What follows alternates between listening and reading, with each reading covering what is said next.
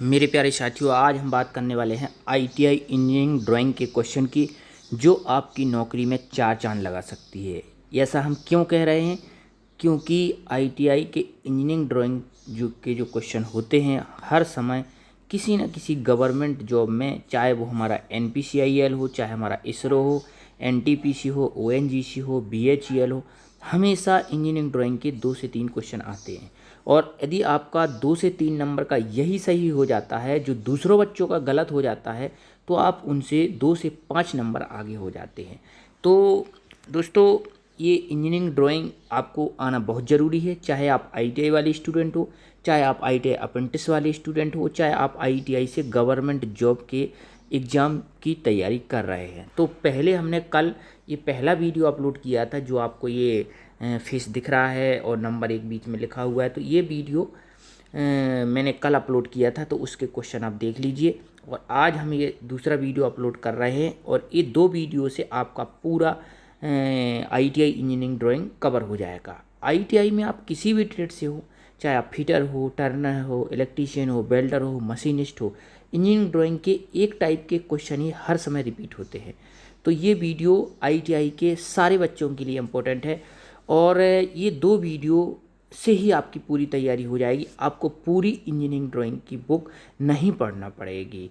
तो अभी हम ये ले चलते हैं आपको वहाँ पर जहाँ पर हमने समझाया था। तो देखिए, ये जो क्वेश्चन दिख रहा है, ये मैं पहले वीडियो में समझा चुका हूँ। ये जो है, ये एक प्रकार का सिंबल्स होते हैं, ये सब समझा चुका हूँ मैं। देखिए, ये पेपर साइज है, ये भी मैं पहले वीडियो में समझा चुका, उसकी ट्रिक भी बता चुका। ये बोर्ड साइज है, जो बोर्ड होते हैं अलग अलग, ये भी समझा चुका। ये लाइनों के प्रकार हैं, आपको स्क्रीन पर दिख रहे होंगे। ये लाइनों के टाइप हैं, short break line, long break line, ये भी मैं समझा चुका हूँ। इसके बाद ये क्रॉस सेक्शन होता है, देखिए rectangular bar, I section, H section, ये सब मैं बता चुका हूँ पिछले वीडियो में। इसके बाद आज हमें बताना स्टार्ट करना है यहाँ से, जो हमारा ये आज का क्वेश्चन है इंजीनियरिंग ड्राइंग का। इंजीनियरिंग ड्राइंग की जो बुक होती है मेरे प्यारे स्टूडेंट, बहुत बड़ी बुक होती है। अगर उसकी पूरी पढ़ोगे तो आपका फिर ट्रेड थ्योरी और मैथ, रीजनिंग, साइंस, उसमें टाइम कम पड़ जाएगा। इसलिए आपको 10 से 20 मिनट में ही पढ़ करके आराम से पढ़िए और अपना नोट्स बना लीजिए यही क्वेश्चन का जो मैं आपको बता रहा हूँ। ठीक है? तो ये जो सिंबल्स होते हैं, ये सिंबल अभी के हाल ही के एग्ज़ाम में आए हुए थे। अब उन सिंबल को मैं बता, देखिए ये फिलेट वेल्डिंग है। अभी फ्लैट वेल्डिंग आपको दिख रही होगी किस तरीके से कोने में की जाती है। तो इसका जो सिंबल होता है वो ट्रायंगल होता है। Square what joint, square what joint देखिए आपको ये दिख रहा होगा, ये सीट में इस तरीके का लगा है, तो इसका इस तरीके का स्क्वायर वट जॉइंट होता है। अब स्क्वायर जो वट जॉइंट होता है, देखिए इसके बीच में जो है पोर्शन स्क्वायर बन रहा है, ये स्क्वायर देखिए इस तरीके से ये स्क्वायर बन रहा है, स्क्वायर। अब इसमें देखिए सिंगल भी, तो इसमें नीचे भी बन रहा है। अब इसी को ट्रिक से थोड़ा बनाते जाइए। इसके बाद देखिए डबल भी, तो देखिए एक ऊपर भी बन रहा, एक नीचे भी बन रहा सिंबल में, देखिए आप ध्यान से, ये सिंबल है इसका। इसके बाद सिंगल यू, तो इसमें यू बन के ऊपर वेल्डिंग हो रही है।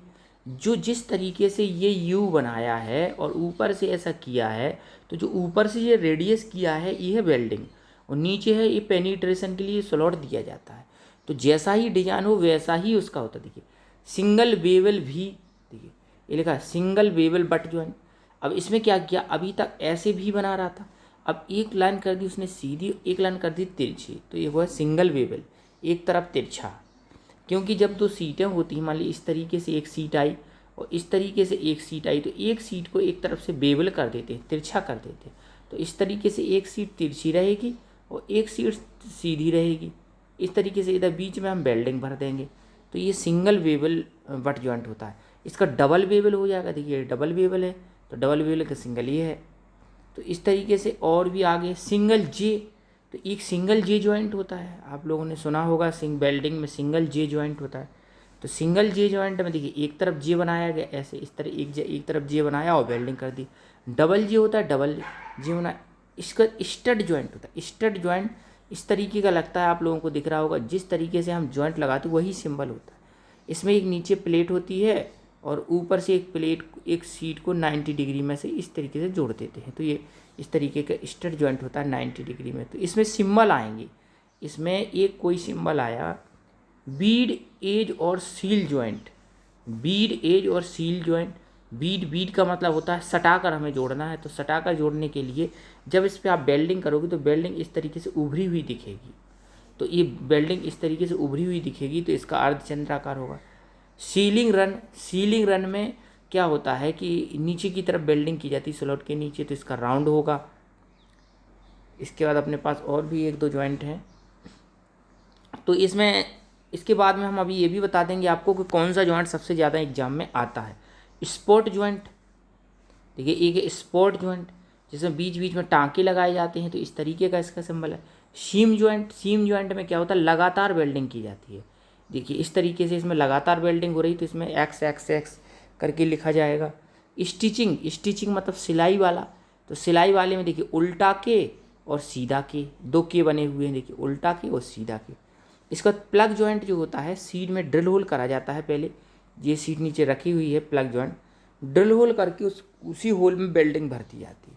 अब इसमें जो सबसे ज़्यादा इम्पोर्टेंट है, जो सबसे ज़्यादा आते हैं, सबसे वेरी मोस्ट तो ये है फ्लैट जॉइंट वाला।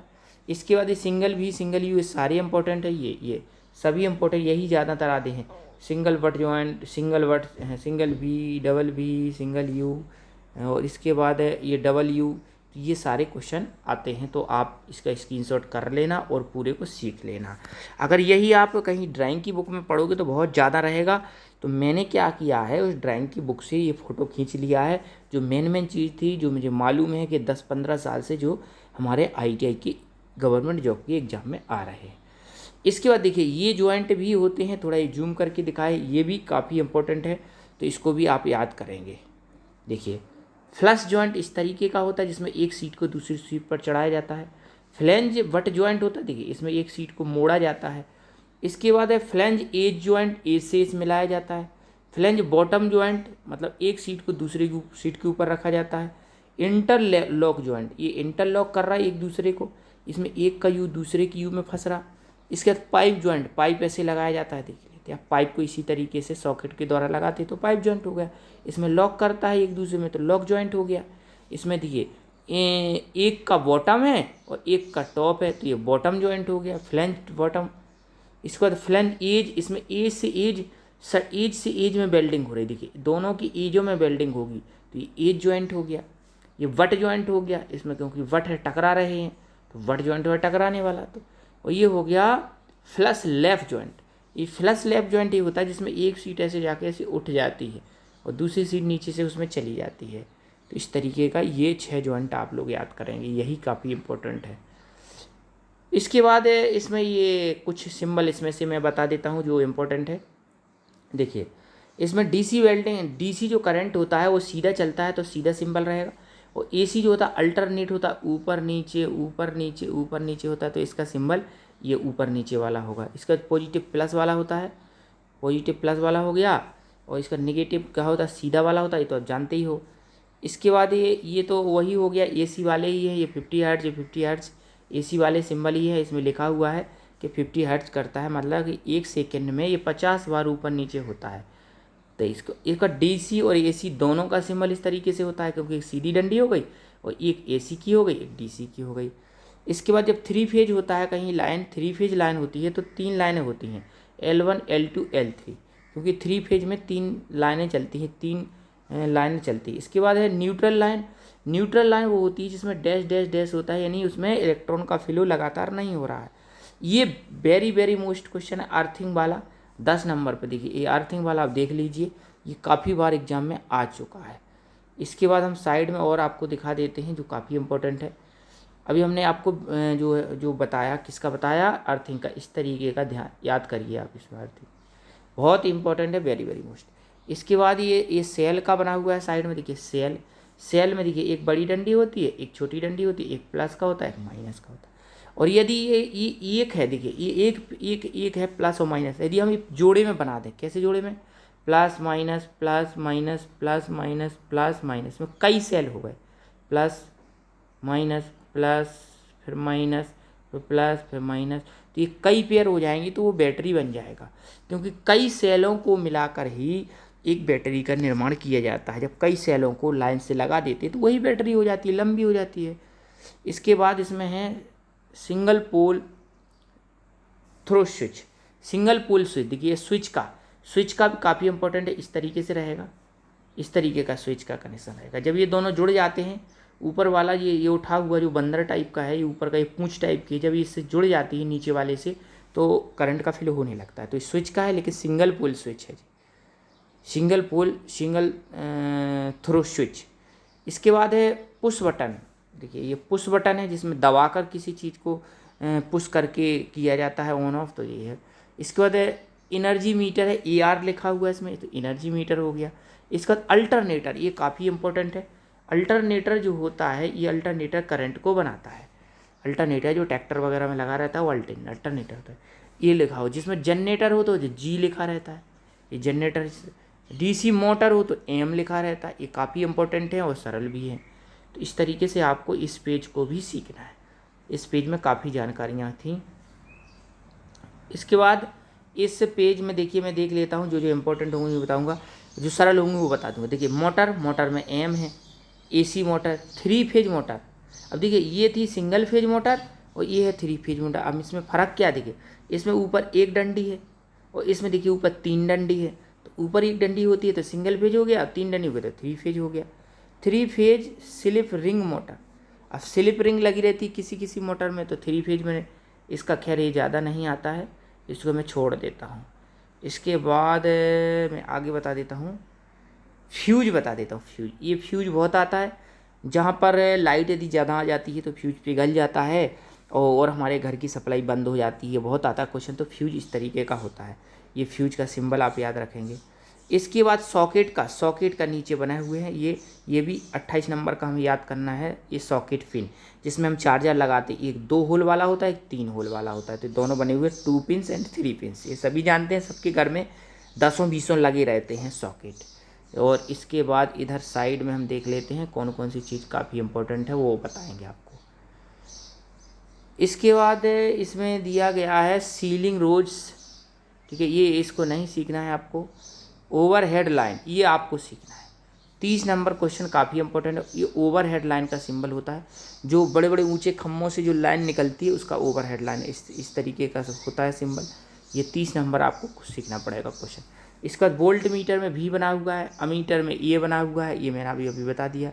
इसके बाद ओम मीटर, रजिस्टेंस जिससे हम चेक किया जाता है, ये 34 नंबर काफ़ी इंपॉर्टेंट है। तो ओम जो होता है उसका सिंबल इस तरीके का होता है, तो ये ओम मीटर होता है। इसके बाद वॉट मीटर में W बना हुआ है। वॉट मीटर, क्योंकि जो वॉट होता है वो पावर होती है, उसको W में दर्शाते हैं, तो अगर W लिखा हो तो वॉट मीटर होता है। लैंप का सिंबल भी आप ज़रूर ध्यान रखें। ये लैंप जो होती है इस तरीके से सिंबल होता है इसका। तो और ये नीचे के जो है, ये चाहो तो याद कर लेना, अन्यथा इतने ज़्यादा इम्पोर्टेंट ये नहीं है। जो मैं बता रहा हूँ उनको आप सीखें। इसके बाद ये बाल्ब होते हैं, ये तो सारे ही वेरी वेरी मोस्ट हैं। इसमें देखिए ये वट वेल्ड सिंबल है और ये फ्लैंज्ड सिंबल है, ठीक है ना।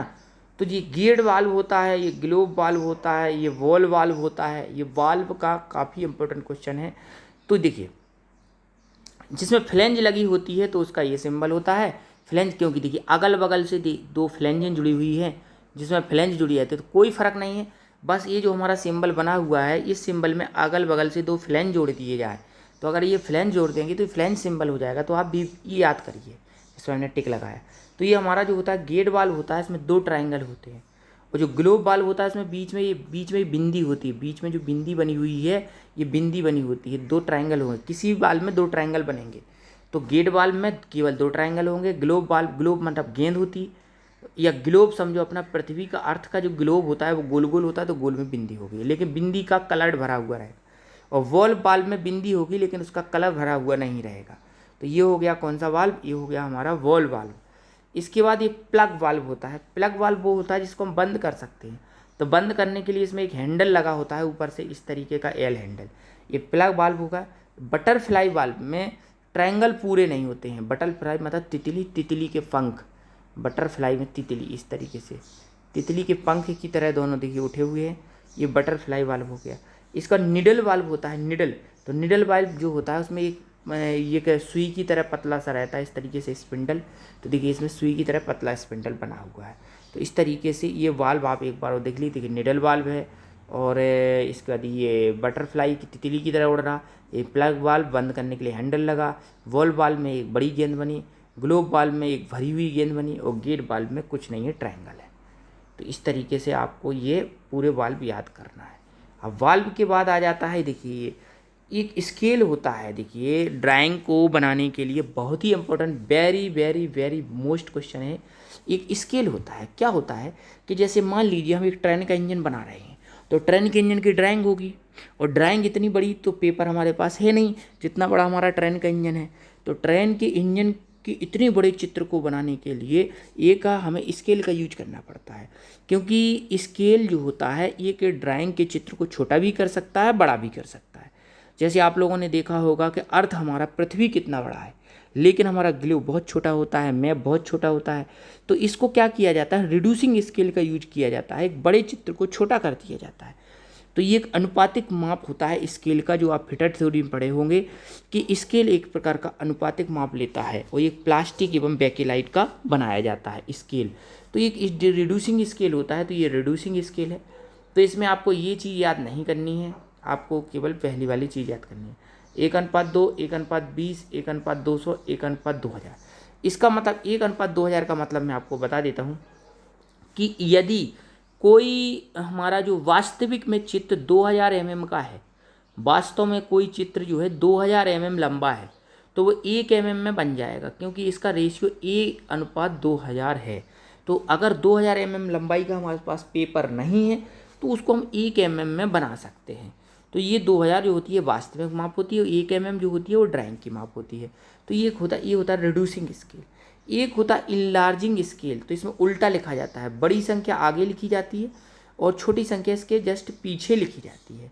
तो इसका मतलब ये होता है 50:1 का, कि अगर हम वास्तविक में किसी की माप 1 mm है रियल में, अब 1 mm को देखना चित्र में आसान नहीं रहेगा, तो उस चित्र को हमें बड़ा करना पड़ेगा, जूम करना पड़ेगा, तो उसको हम 50 mm में बनाएंगे। तो जब हमारा इनलार्जिंग स्केल होगा तो इसमें छोटी चीज़ जो है बड़ी हो जाएगी, और रिड्यूसिंग स्केल में जो होगी बड़ी चीज़ छोटी हो जाएगी। तो ये दो स्केल का यूज करते हैं। और जो फुल स्केल होता है, ये वेरी वेरी मोस्ट क्वेश्चन है, नीचे लिखा हुआ है फुल स्केल।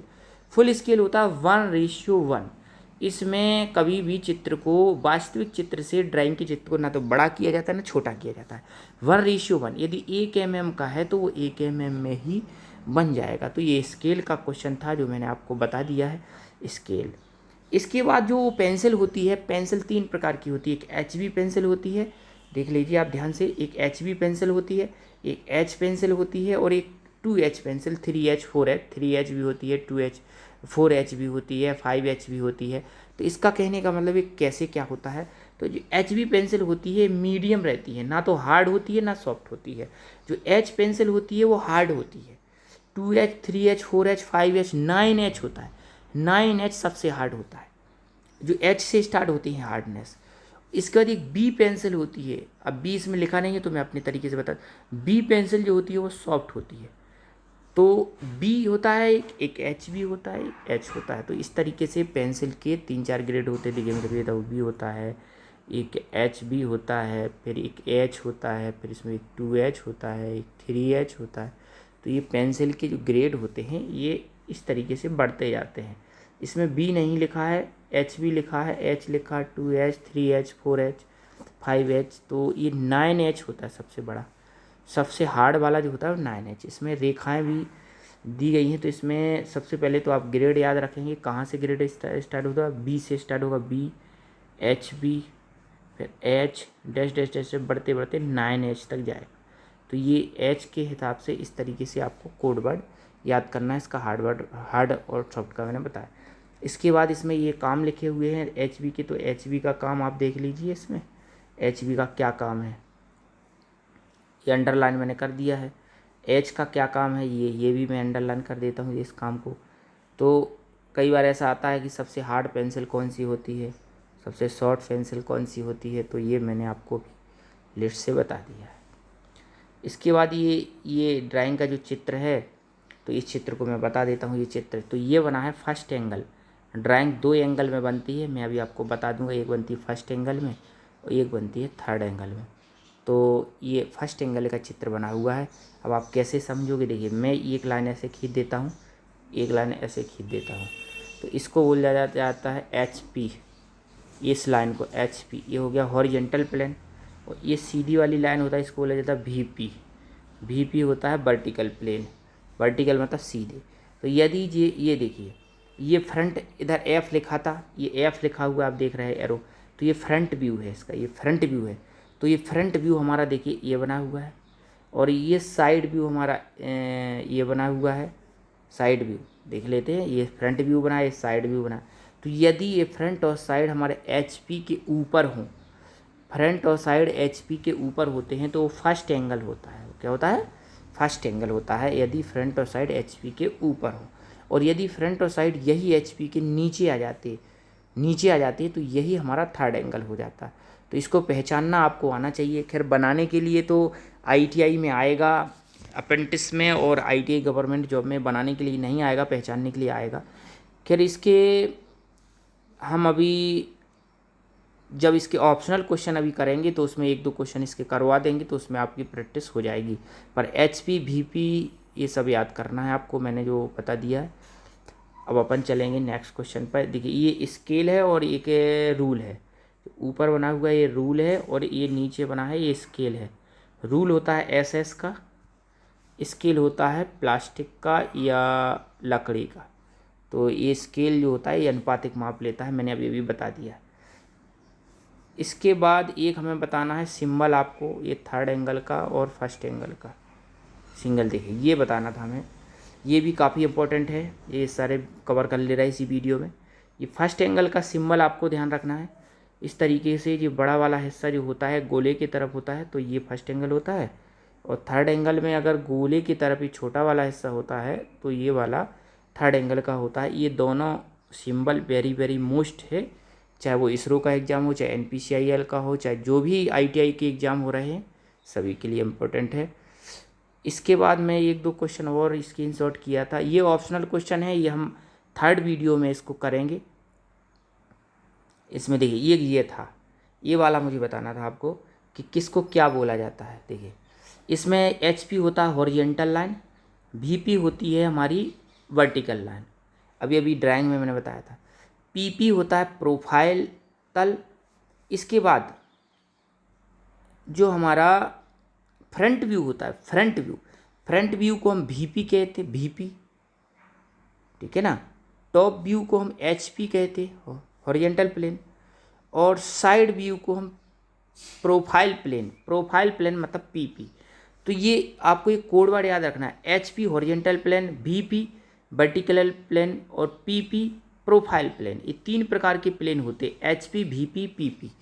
अभी किसको क्या कहेंगे तो मैं आपको बता दूं, फ्रंट व्यू को कहेंगे VP vertical plane, front view को। इसके बाद टॉप व्यू को कहेंगे HP हॉरिजेंटल प्लेन, क्योंकि टॉप व्यू हमारा ऐसे हॉरिजेंटल में बनता है। इसके बाद जो साइड व्यू होता है उसको बोलते हैं प्रोफाइल प्लेन, साइड की जो प्रोफाइल होती है। तो ये 6 कोड वर्ड है, HP VP PP। इनका आपको फुल फॉर्म याद करिए और कैसे क्या होता है। इसका VP होता है vertical plane, HP horizontal plane, PP profile plane.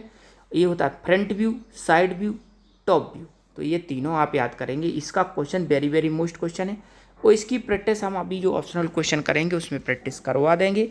तो आप पहले इन दोनों वीडियो को देख लीजिए। इसके बाद मैं नेक्स्ट डे एक ऑप्शनल क्वेश्चन का वीडियो डालूंगा, जिसमें 20 से 30 क्वेश्चन ड्राइंग के बताऊंगा, और उनमें यही सारे क्वेश्चन का बनाऊंगा मैं। तो आप पहले ये वीडियो देखिए, इसके बाद अगला तीसरा वीडियो जो नेक्स्ट आने वाला है उसको देखिए, तो आपका पूरा ड्राइंग का कवर हो जाएगा। और यदि आप नए हो तो चैनल को सब्सक्राइब करें और पिटा फाइटर से जुड़े रहें, आपको कुछ ना कुछ मिलेगा ही, इससे फ़ायदा मिलेगी। आज के लिए इतना ही। जय हिंद, जय भील, जय भारत। हो गया, जय भील, जय भारत।